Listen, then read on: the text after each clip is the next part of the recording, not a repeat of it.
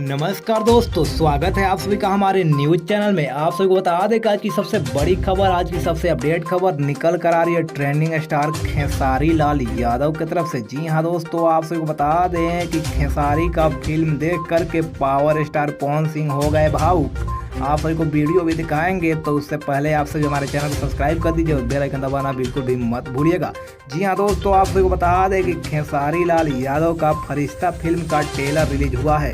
उस ट्रेलर को रिलीज होते ही भोजपुरी इंडस्ट्री में तहलका मच गया है। आप सबको बता दें कि खेसारी लाल यादव के इस ट्रेलर को देख कर के पावर स्टार पवन सिंह हो गए भावुक और आंखों में आ गया आंसू। जी हाँ दोस्तों, आप सबको बता दें कि इसमें ऐसा दिखाया गया है कि पावर स्टार पवन सिंह भी हो गए भावुक देख करके खेसारी लाल यादव की इस एक्टिंग को। आप सभी को बता दें कि पावर स्टार पवन सिंह आंखों में आंसू लिए हुए बोले कि वाह भाई क्या फिल्म बनाए हो। तो जी हाँ दोस्तों, आप सभी कमेंट बॉक्स में कमेंट करके बताइए कि आप सभी ने अभी तक इस फिल्म को देखा है या नहीं देखा है। खेसारी लाल यादव का ट्रेलर रिलीज हो गया है, आप सभी ने नहीं देखा है तो जल्द से जल्द जाकर देख लीजिए। Thank you.